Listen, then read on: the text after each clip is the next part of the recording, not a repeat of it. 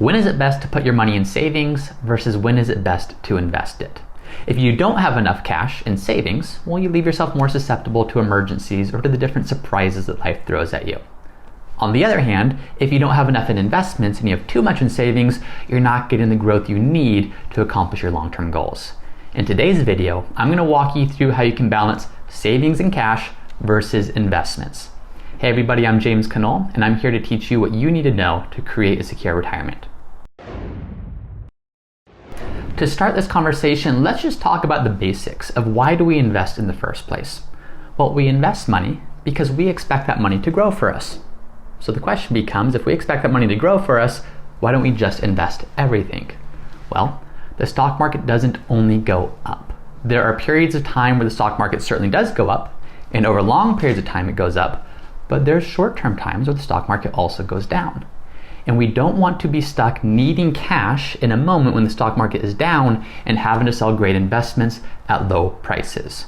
So what cash does is it provides something that's secure, that's stable, that we can count on, knowing that investments over time do well, but they certainly go up and down a lot more in value in the short term. So on the one hand, you have cash, and on the other hand, you have your investments. How do we balance that? How do we understand the trade-offs between how much growth we can expect versus the stability that we can expect, and where does that come into play? Well, here's how I like to break this down. Let's start by looking at when should you save in cash versus when should you be investing your money instead. Let's start with cash. What do I like people to save for? Well, three things in general. Number one is your emergency fund. Number two is specific goals that you have. And number three is sinking funds. And I'll talk about what that means in just a second. To start with, everyone should have an emergency fund. And your emergency fund should be in cash. And people look at me and they say, James, I don't want my emergency fund in cash. It's not doing anything. Do not think of your emergency fund as an investment. Think of your emergency fund as an insurance policy. It's an insurance policy against what could go wrong. Yes, it's not going to grow. Yes, you're going to be losing to inflation over time. Yes, it's going to be frustrating just seeing that cash sitting there sometimes. But having that cash in place gives you the ability to invest money. Because let's just look at what would happen if you didn't have an emergency fund. Say you have $0 in savings and you're putting all of your money in investments. Say the market has a downturn. And the market has a downturn right as the economy is going through a downturn, and maybe you lose a job. Well, you would hate to be in a position where you lose your job and you now need money to live on, and you go to tap into your money, but it's in your investments, and your investments are down 20, 30, 40%. That's not an ideal scenario.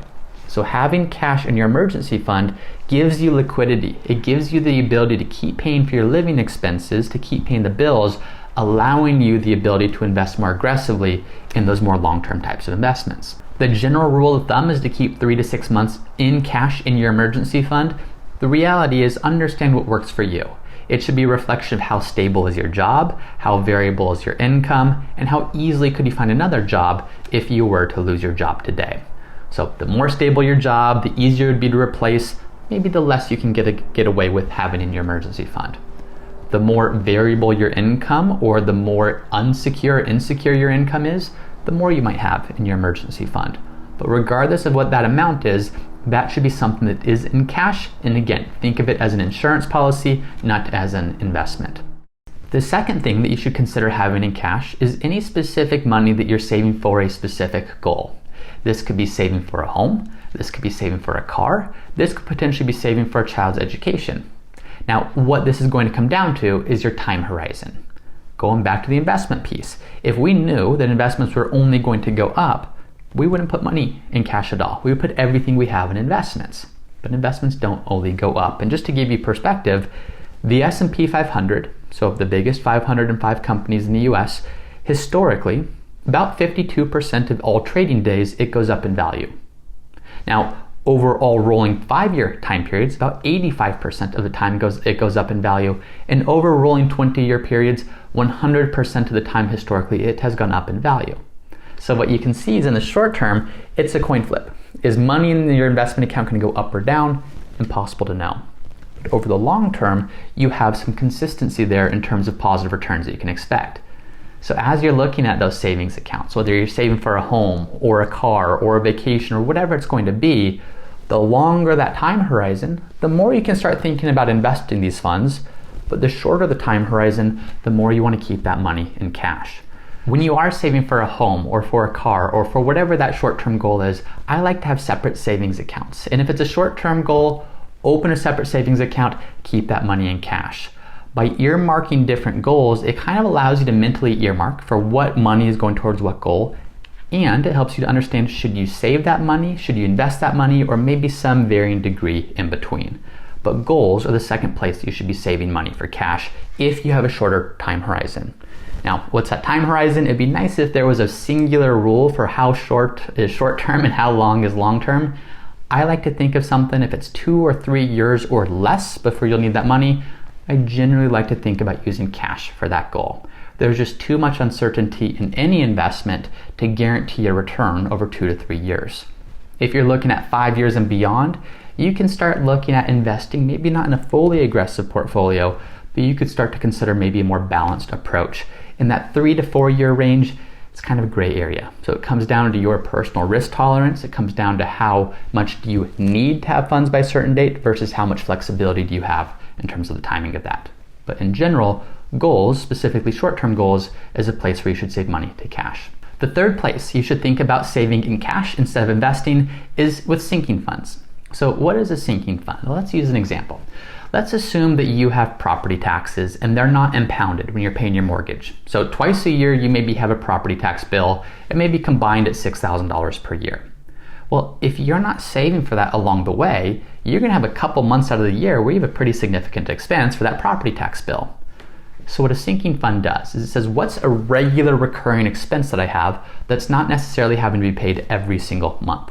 Think of property taxes. Think of trips you might want to take. Think of repairs to your car. Think of gifts. Think of anything like that where you are going to be paying an extra amount or a pretty significant amount, but it's not a recurring amount that you include in your normal monthly budget. What a sinking fund does is it says, what is that annual amount that I need to be able to spend, and how can I prepare for that monthly? So for example, that property tax example, if $6,000 is your annual amount that you owe for property taxes, do you save $500 per month to a sinking fund so that when it comes time to pay your property taxes, it's not a matter of scrambling to figure out where that cash is going to come from, it's just pulling it from the sinking fund. Or maybe with vacations or travel, maybe your annual travel budget is $9,000 per year. Well, $9,000 per year, if you want to take a couple trips, that's a lot of money to come out of pocket with if you're not saving for it along the way. But if instead you could put $750 per month to a travel fund, what that means is when it comes time to take the family on a trip or comes time to pay for that travel, you're not scrambling to come up with the funds, you're able to pull them from your sinking fund.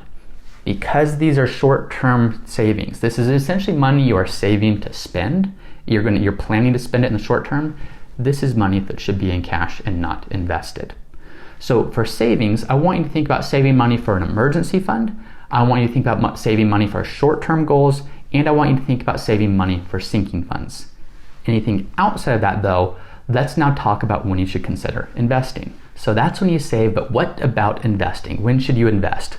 Well, you should invest when you either have a longer time horizon or you don't have any urgency for these funds. So let's take an example. The biggest one is probably retirement. Retirement is a goal that is certainly long-term. Whether you're 30 years old and preparing for retirement, or if you're 65 years old and entering into retirement, that's a long time horizon. For the 30-year-old, it's because there's several years and decades until you'll even use those funds. For the 65-year-old, even though you are in retirement, you have a long time horizon that you need to plan for. You need to create income for potentially 20, 30 plus years. So that is where we want to think about investing. If all of our money is in cash, we're not getting the growth that we need in order for that money to grow for us or last for us or keep up with inflation over time. So that's why when it comes to our 401ks or our IRAs or other long-term investments, we're not so concerned about those ups and downs from a financial practical standpoint because we have such a long time horizon. It's not like buying a home next year where you need that money to be secure because if you don't have it, you don't have a down payment. With our investment funds for retirement, we need that money over the course of years and decades so we can take advantage of some of the ups and downs, knowing that we have a long enough time horizon, fully giving us the time frame to let our funds recover, knowing that there will be those ups and downs along the way.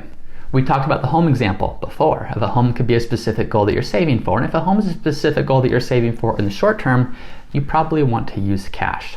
However, if you're thinking about buying a home, but it might be 5 years, 6 years, 7 years, 10 years down the road, whatever it is for you, you might want to consider investing.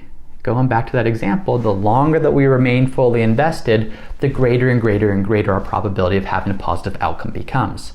So if we're thinking about buying a home next month or next year, you'll probably make money, but there's just no guarantee in the stock market that is going to give you that peace of mind or that certainty that those funds will be there.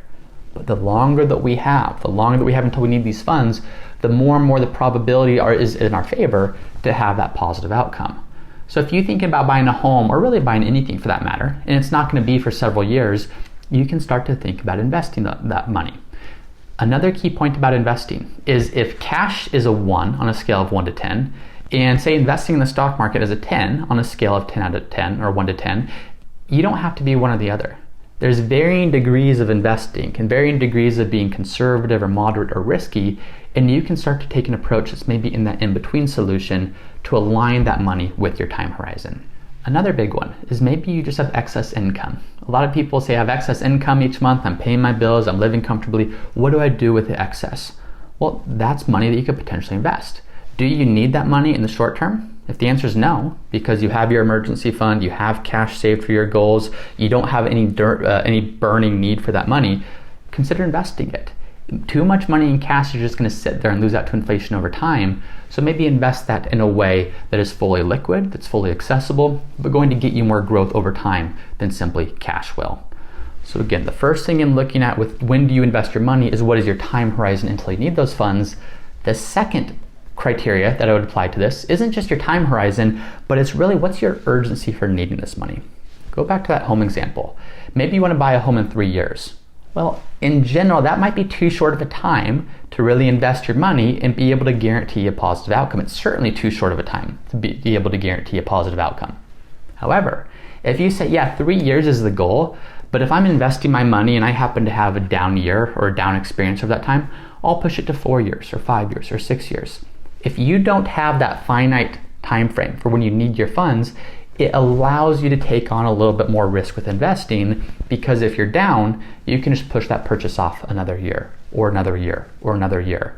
So the more flexibility you're able to give yourself of saying, I recognize I can't guarantee a positive outcome, but I'm willing to play the odds, and if the odds don't come out in my favor in the next 2-3 years, I'll just move the time frame. I'll move that time horizon for the goal of what I'm looking to purchase.